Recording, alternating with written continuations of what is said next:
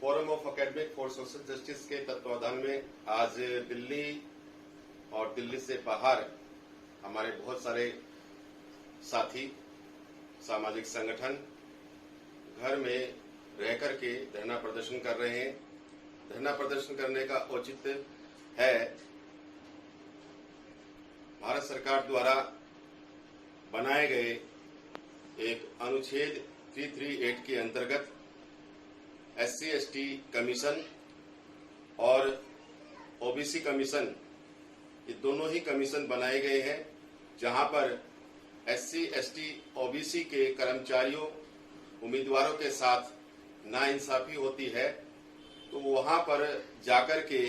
SC/ST और OBC के कर्मचारी अपनी कंप्लेंट दर्ज कराते हैं और कंप्लेंट दर्ज कराने के बाद कमीशन अपनी फाइंडिंग्स देता है। जिस भी कर्मचारी के साथ चाहे नियुक्ति हो, पदोन्नति हो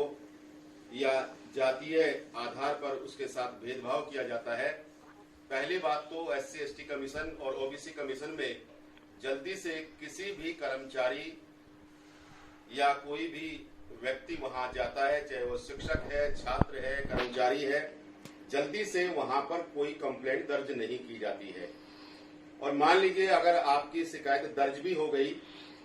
तो उसको दर्ज करने के बाद उसकी सुनवाई के लिए बहुत लंबा समय आयोग लगाता है और समय अधिक लगाने के बावजूद जब वह अपनी फाइंडिंग्स देता है उसके फेवर में, तो जितने भी अधिकारी बैठे हुए होते हैं जो कंप्लेंट लेकर के गया है, उसके कार्यालय के, उसके कॉलेज के, उसके विश्वविद्यालय के तमाम वे अधिकारी, प्रशासनिक अधिकारी उसकी शिकायत जो फंडिंग्स दी गई थी, जो फाइंडिंग दी गई है, उस फाइंडिंग्स पर जो है विचार नहीं करते, बल्कि कोर्ट में जाकर के उसके खिलाफ मामला दर्ज कर देते हैं। तो इन्हीं सब मांगों को लेकर के कि क्या SC/ST कमीशन केवल एक दिखावे के लिए कमीशन बनाया गया है, जब उसको जो है भारत सरकार के आर्टिकल 338 के अंतर्गत राष्ट्रपति ने बहुत सारी शक्तियां दी गई है, तो उन शक्तियों का सही से सदुपयोग क्यों नहीं कर पाता है कमीशन। इस मांग को लेकर के कि सबसे पहली मांग जो है आज हमने उठाई है कि SC/ST OBC कमीशन को न्यायिक शक्ति दी जाए, यानी कि जुडिशरी पावर दी जाए उसको। दूसरा मांग है कि जो SC/ST OBC कमीशन अपनी फाइंडिंग्स देता है, उस फाइंडिंग्स को जो है जिस भी उम्मीदवार के फेवर में दी गई है, वह कार्यालय जो है पूरी तरह से बाध्य हो उसको लागू करने के लिए। तीसरी जो मांग है वह मांग है कि आजकल बहुत सारा संगठन और बहुत सारी जो है ऐसे कार्यालय जो SC/ST OBC के खिलाफ, आरक्षण के खिलाफ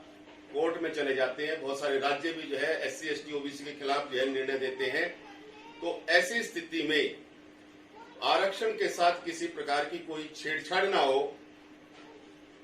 भारत सरकार से हम ये मांग करते हैं, राष्ट्रपति जी से भी ये मांग करते हैं कि आरक्षण आयोग बनाया जाए, नेशनल रिजर्वेशन कमीशन बनाया जाए और इस कमीशन के अंतर्गत जो भी वह निर्णय दे, उस निर्णय को वह पूरी तरह से स्वीकार करे, मान्य हो।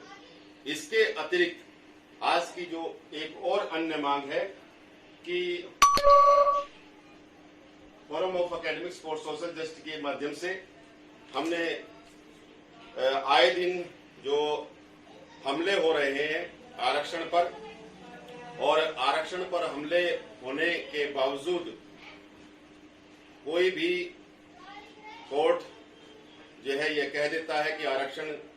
मौलिक अधिकार नहीं है, इसलिए आने वाले मानसून सत्र में हमारी मांग है सभी हमारे सांसदों से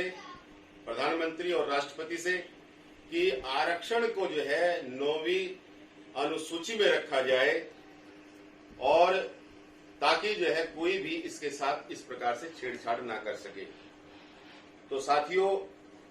हमने आज अपने इस फोरम के माध्यम से न केवल दिल्ली विश्वविद्यालय बल्कि दिल्ली विश्वविद्यालय के अंतर्गत आने वाले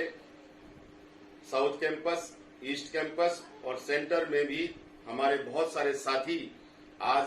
धरना प्रदर्शन कर रहे हैं। धरना प्रदर्शन में हमारे साथ जो है दिल्ली यूनिवर्सिटी